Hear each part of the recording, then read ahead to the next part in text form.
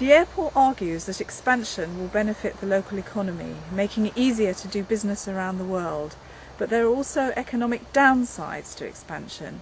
Jeremy Birch from Stop Bristol Airport Expansion explains why. Jeremy, surely more flights mean it will be easier for businesses in the southwest to operate globally? Businesses can already fly to practically anywhere in the world using Bristol Airport. The fact is that expansion of the airport is to serve the leisure market, and that is taking money out of the local economy. But aren't more foreign tourists visiting the southwest thanks to cheap flights? There are some foreign tourists flying in, it's true, but the majority of passengers are British tourists flying out, 6 to 10 times as many, and that means far more money is being spent abroad by British citizens than foreign citizens coming and spending their money here. But surely the airport will create lots of jobs? In fact, the airport hasn't been growing jobs as quickly as it's been growing passengers. In 2007 it added 200,000 extra passengers but only 14 extra jobs.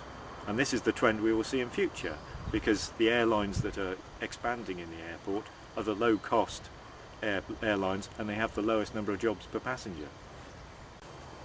So are you saying local businesses won't benefit from expanding the airport?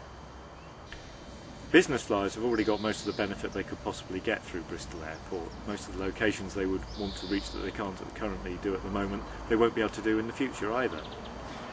The fact is that the tourism deficit has destroyed jobs throughout the tourism industry in the UK, and particularly in the southwest region.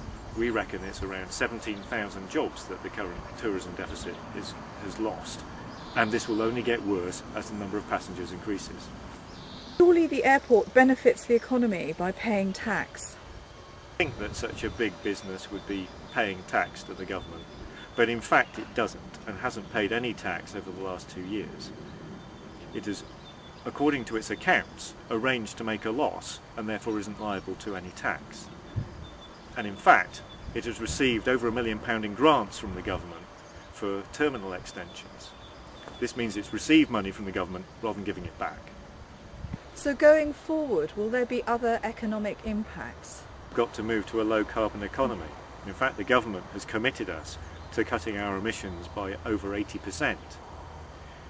But the airport is planning to expand, which means its emissions will go up. And that will mean other businesses will have to cut their emissions even further for us to meet our targets. And that will put costs on those other companies and will make them less competitive in the world.